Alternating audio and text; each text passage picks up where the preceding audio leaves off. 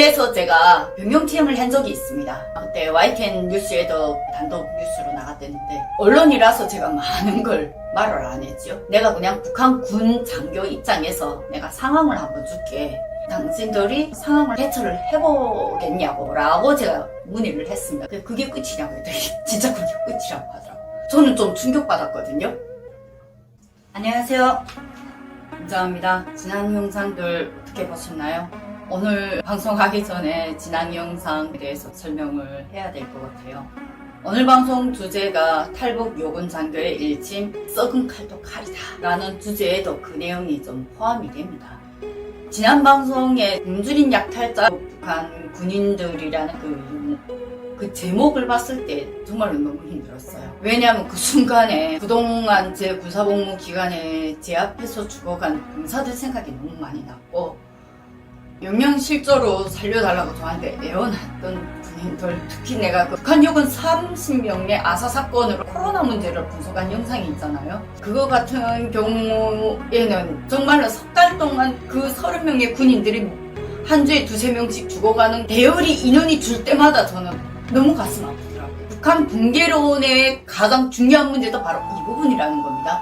그리고 지난 IS 문제를 다룬 부분에서도 이 문제가 무관한 문제가 아니라는 걸 저는 말씀드리고 싶어요. 특히 지난 60만 명이나 되는 분이 영상 중에 북한군 약탈에 대한 영상은 뒷부분에 조금만 나오고 앞에는 미국 정치, 국제 정치, 군사 무기라든가 왜 북한군 약탈자 주제를 본 주제인 것처럼 유튜브 제목에 달한 거예요. 그 영상에 가장 제 감정을 격하게 했던 게 이 사람은 북한군을 이용했구나 라는 감정이 저한테 순식간에 들었습니다. 그 영상을 보는 북한 사람들 입장에서 한번 생각해 보십시오. 그 영상에 대해서 내가 막 격한 감정을 하니까 저희 남편하고 다툼이 있었습니다. 탈북민들도 북한군이 도둑질 많이 한다 이런 얘기 스스로 하지 않냐. 근데 왜 한국 사람이 말하면 안 되냐. 그 말을 듣고 제가 그날 부부 싸움이 있었습니다. 근데 결국은 저희 남편도 제 얘기를 이해를 하더라고요. 탈북민들은 함께 그 일을 겪었던 사람들입니다. 그럼 북한에 있는 북한 주민들 입장에서 그래 쟤네도 거기서 그런 일을 했으니까 당연히 그렇게 말하겠지 이러면서 듣는 감정이 다릅니다. 그러나 한국 분들이 이 얘기를 할 때는 반한 감정하고 연결이 된다는 거죠. 특히 북한 주제를 다루는 유튜버 분들이 몇 분이 계시던데 어떤 분들은 제목을 해놨으면 최소한 그 주제에 대한 제목을 잘된 평가든 잘못된 평가든 절반 이상은 다루더라고요. 근데 그날 내가 봤던 굶주린 약탈자 북한 군인이라는 방송에 본 주제의 몇십 분 방송에 그 뒤에 몇 분도 안 된다는 거예요. 그거를 보는 순간에 감정이 벌써 다르다는 거예요. 이러한 문제는 한국 사람들에 대한 평가로 될 겁니다. 북한 주민들에게는. 이것이 통일에 도움이 될까요? 이것이 안보에 도움이 될까요? 안 된다는 거죠. 그날 저희 남편하고도 다투면서 나왔던 문제인데 북한이 어떻게 유튜버를 봐? 라고 얘기를 하시더라고요. 정말로 그렇다고 생각하세요? 해외에 나와 있는 노동자들, 비밀 요원들, 외교관들, 외교부 자녀들, 해커들은 당연히 오픈된 거고 북한 특수부대가 훈련을 할 때 그 사람들만 뭘 보는 줄 아세요? 대한민국 방송 그대로 봅니다. 왜? 적을 알아야 적을 칠 수 있다는 게 바로 북한군 군사 전략이니까. 그런데 이걸 못 본다고 생각하세요? 시청률 낚싯밥으로 북한군 이슈를 던지는 문제는 정말로 위험한 문제입니다. 이 문제는 꼭 개선이 되었으면 좋겠습니다. 그분들이 국제정치, 군사정치, 군사 무기에 대한 다양한 정보들 정말 존경합니다. 진심으로 저 많이 애청하고 있어요. 그런 식으로 하지 마십시오. 그건 아니라고 생각합니다. 도둑질에 내몰린 병사들에 대한 감정 이 얘기를 제가 디테일하게 꼭 말씀드려야 된다고 생각해서 조금 더 말씀드리겠습니다. 북한이 고난의 행군을 겪었던 그 시기가 제가 군사복무했던 시기입니다. 그래서 저 역시도 영양실조, 열병시, 군에서의 쇼크만 제가 3번이 왔고 죽을 고비만 5번이 넘습니다. 사고 당한 것까지 다 말하려면 끝도 없어요. 사고까지 다 합하면 12번인가 되더라고요. 병사들의 영양실조에 대한 두려움이 그들을 도둑질로 나가게 만듭니다. 그리고 도둑질로 내몰린 병사들이 가장 고충이 뭔 줄 아세요? 그들이 북한 당에 대한, 북한 정부에 대한, 김부자에 대한 어떤 충성심인 줄 아십니까? 그들의 목적은 딱 하나입니다. 우리 부모를 위해서라도, 우리 엄마 눈물에 피눈물 안 나게 하기 위해서라도 내가 영양실조 걸리면 안 된다. 코로나 사태를 방송하면서 제가 북한 콜레라 사건을 방송할 때 대대본부에 있었던 얘기 제가 잠깐 말씀드렸던 적이 있습니다. 그 기간 동안 군의소에서 위생 지도원들하고 제가 약초캐러 다녔거든요. 약초캐러 나갈 때 식량을 거진 안 줍니다. 자, 자체 식량 해결하래요. 9명이서 2달 동안 먹을 식량을 옥수수 10kg를 줘버렸습니다. 생각을 해보세요. 그 장전, 그 청춘들이 군이가 기가 막히니까 야 나간다. 도둑질을 할 때에도 그들만의 룰이 있고 도덕이 있습니다. 그 집안의 전 재산 중에 일부만 가져오고 다는 안 가져가요. 왜? 그들도 힘들게 사는 걸 아니까. 거기에 제가 19살 제 막내였고 위생지도들 중에 저하고 동갑인 19살 막내가 하나 있었습니다. 근데 내가 제일 어리니까 난 그냥 자기야 일어나서 부엌을 내다봤더니 돼지가 정말로 한 100kg는 될 돼지인데 이 돼지가 임신인 줄 모르고 잡아간 거예요. 이 군인들이 나가서 새끼를 뵌 어미 돼지 새끼가 12마리가 나오는 거예요. 너무 놀랐습니다. 이렇게 준비를 했던 군인들이 다 주저앉아서 한숨을 쉬는 거예요. 어떡하니. 그러다가 이제 와서 다 죽인 돼지 덜려다 놓을 수도 없잖아요. 결국은 그 돼지 고기를 다 해서 시장에 내다 팔아서 밤에 그 집에다가 옥수수 20kg 군이가 갖다 놓으라 해서 갖다 놨습니다. 북한 안에도 사람 사는 세상이라고 제가 말씀드렸잖아요. 그 안에도 룰이 있습니다. 그런데 그 첫 도둑질에 딸려 나갔던 19살짜리 막내 위생지도원 아침에 나와서 보니까 굴뚝 뒤에서 더도 말고 손을 이렇게 떨면서 울고 있었어. 그래서 왜 그러냐고. 나이가 동갑이고 제일 어리기 때문에 얘기 자주 하고 농담도 자주 했거든요. 무섭다고 하더라고요. 그래서 무서운 도둑질 나가지 마. 내가 군이한테 내가 말해줄게. 내가 그랬어요. 그때 그 친구가 했던 말이 지금도 정말 쟤는 20년이 된 거죠. 지금도 저는 잊혀가 안 져요. 그 친구가 그때 했던 말. 싫어. 내가 저런데 못 따라다니면 결국 나는 영양실 쪽에 애들하고 있을 거잖아. 내가 영양실 쪽으로 우리 부모님도 온 가슴 팔아서 나 살리겠다고 할 거잖아. 이게 도둑질에 내몰린 북한군 군인들의 마음입니다. 저희 부대 영양실조로 배고파서 덕버섯을 먹다 죽은 서철옥이 이름을 전혀 잊을 수가 없어요. 영양실조로 죽을 뻔해서 제가 후반부 대대장 집에 보내서 살렸던 장남옥이 영양실조가 두려워서 친구들 물건을 도둑질하다 걸려서 온 부대 도둑놈으로 몰려서 끝내 영양실조까지 들어갔던 김장선이 나중에 그 친구한테 도둑질을 해도 친구들 거, 동료들 거, 전우들 거는 건드리지 마라 라고 다시 교육을 했고 참 똑똑한 친구였는데 왜 도둑질을 했나 했더니 우리 부모 내 영양실조 걸리면 어떡합니까? 우리 엄마 어떡합니까?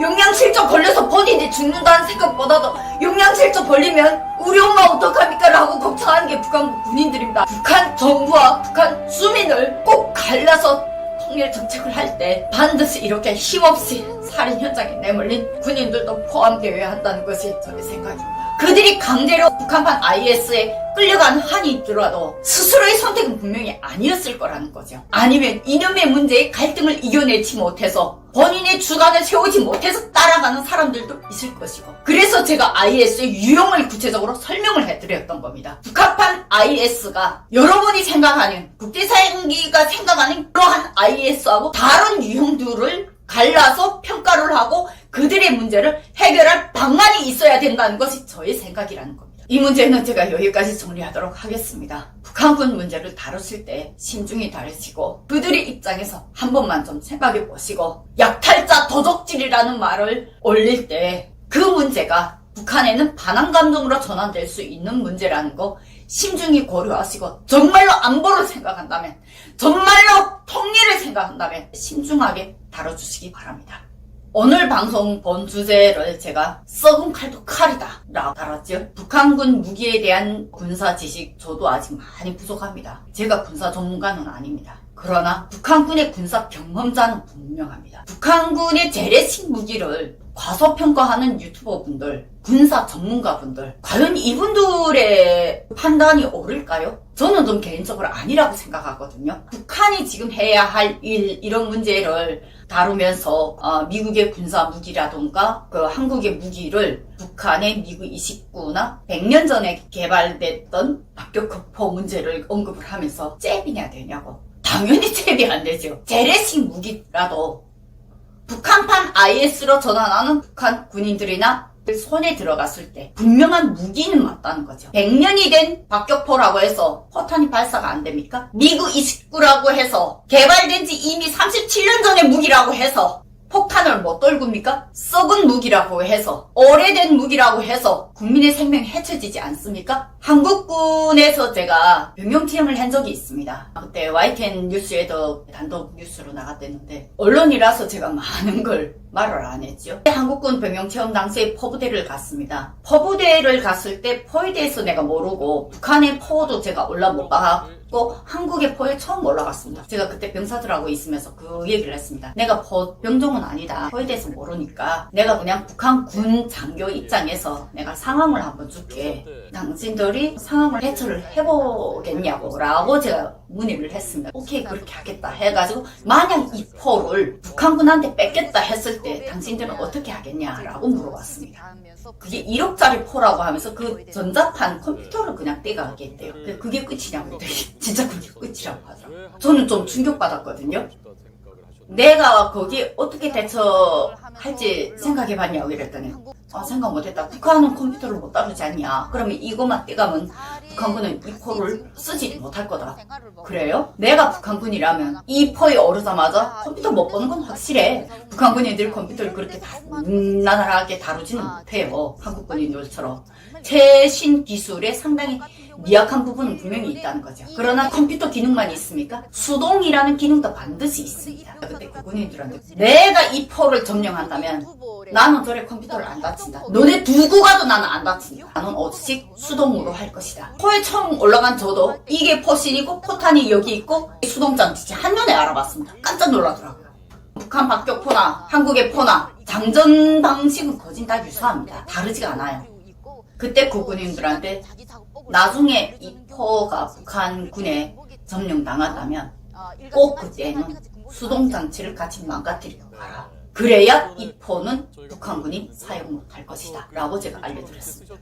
이 경험을 여러분들은 어떻게 보셨어요? 그래서 제가 썩은 칼도 칼이라고 한 겁니다. 북한군이 군사훈련 문제는 모두가 게릴라전, 유격전에 입각한다고 제가 말씀드렸잖아요. 유격전에 입각하면서도 그들이 함께 하는 것이 뭐라고 가르치는 줄 압니까? 적의 무기는 나의 무기고 적의 식량은 나의 식량이다. 한일 유격대 당시에 김일성이가 일본군의 무기와 식량을 탈환해서 한일 유격대의 식량과 무기 탄약을 보강했던 그 전법을 혁명 역사 활동으로 학교 때부터 다 배워줍니다. 북한군이 이런 코로나 상황에서 계속 포도 쌓아올리고 뭣도 쌓아올리고 하잖아요. 그런 무기라도 왜 훈련을 할까요? 그것은 내부의 군인들이 각성이 흐트러지지 않게 실전을 한번 한다 하면 그때는 긴장합니다. 조금 해이됐던 군인들도 그때는 반드시 긴장합니다. 군인이란 본분은 숨길 수가 없잖아요. 이러한 문제에서 그들이 노리는 게 뭘까요? 첫째, 내부의 긴장 고조로 군인들을 결집하자는 문제가 있고요. 둘째는 실전 훈련을 한 번씩 할 때마다 반항 감정에 대한 교육이 함께 들어가기 때문에 반항 감정 역시 다시 재교육되고 재각성이 된다는 겁니다. 이러한 것이 바로 북한군의 심리 전략이라는 겁니다. 북한군을 과대평가해서도 안 되지만 과소평가해서도 분명히 안 됩니다. 이러한 군사 전문가분들의 과소평가 발언은 한국 사회의 안보 의식을 무디게 해주는데도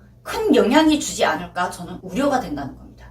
북한이 이런 무기가 있으면 우리는 이런 강력한 무기가 있고 북한이 이러한 반환 정신이 있으면 우리는 이러한 튼튼한 안보 의식이 있다는 걸 오히려 보여줘야 되는데 아우 잽도 안 돼. 나온 지 100년도 더 된 무기야. 그런 무기 가지고 뭘 하겠어. 그런 무기도 포 쏘면 날아가요. 그 포탄이 맞으면 사람이 죽고요. 이러한 부분을 잊지 마시기 바랍니다. 통일이라는 문제를 제가 가장 무겁게 다룰 수 있고 제가 통일이라는 얘기가 나올 때마다 저 얼굴에서 웃음이 사라져요. 왜? 그 문제를 너무나도 가볍게 보기 때문에 저는 그렇게 가볍게 보는 인식이 너무나도 무서운 겁니다.